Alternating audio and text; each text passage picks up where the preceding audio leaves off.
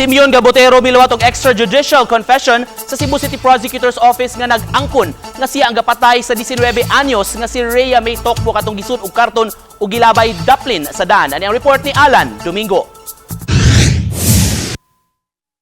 Gidala sa Cebu City Prosecutor's Office si Simeon Gabotero diin gi-subscribe ang iyang extrajudicial confession at tubangan sa piskal ug ubang mga testigo.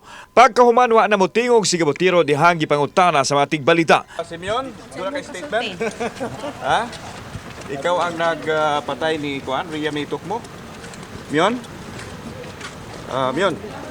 Atol sa press con nga ipatawag sa Cebu City Police Office, gihikyad nila ang pag-angkon sa suspect ug ang sirkumstansya sa pagkaila ni Gabotero og Tokbo hangtod na sa nitibong brutal nga pagpatay sa biktima. Gawa sa kuha sa mga CCTV ug testimonya sa mga saksi, nagtakdo ang vocal swab nini og sa foreign object nga nakuha sa kuko ni Rhea May.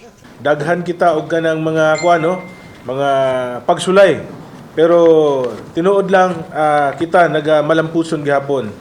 Nakakuha na kita og mga konkretong ebidensya nga makapasaka sa maong kaso. Tumang kasuko sa suspect ang nagtukmod nganong ipatay niya ang biktima.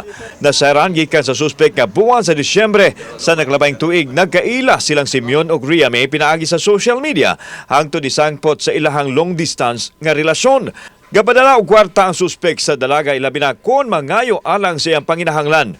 Hulyo 16 adlawng Domingo dihang una nasayra ni Gabotero nga naa na sugbo si Tukmo ug iya kining gipaadto silang balay sa Guadalupe din gipasakay lang og habal-habal dihang nakaabot kini sa balay atol sa kadlawon giingong hubog ang biktima ug dihang nakita sa suspect ang sulod sa cellphone ini wa niya kalikay nga magsilos. Nakita man namo kay bisan katong iadto dito sa crime scene makita nimo ang kuko sa biktima nga tag-as pagpugong ato ang kuan ato diri sa iyang kamot mo transmit dito sa iyang kuko. Mao sa nay explanation po dito sa taga RFU. Alas 10 sa gabi ni atong adlaw gidala ni Gabotero kauban ang wa pa matumbok nga tao ang karton nga gisudlan sa lawas sa biktima ug gilabay sa daplin sa kalsada sa Sitio Mohon, Barangay Tisa. Usapod sa amo ang natan-awan dud nga nagsilos siya. Nya nasuko pod siya sa matud pa niya nga ang kwarta daw ngayang gipada ingato ra daw padulngan. Nawa ko na siyang kugalingan motong natuok niya. Samtang sa mangutana nganong iyang gitudlo si Roberto Gabison alias Insik na suko matod pa si Gabotero tungod kay manapat matod ba kini niya sa ilang dapit. Hilabihang kalipay usab ang gibati ni Gabison nga sa katapusan nalimpyuhan ang iyang ngalan gikan sa murder case.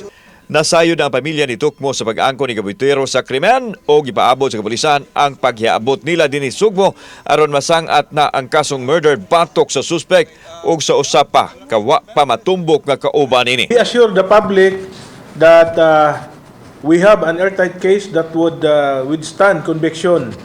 The moment that we can file this, makonsider na ni siya nga solved o close na ang kaso. Sa pikas bahin, giklaro sa Cebu City Police Office nga way labot sa krimen ang higala ni Rhea May nga si Jewel Smith. Kauban si Clover Lumayag, ako si Alan Domingo.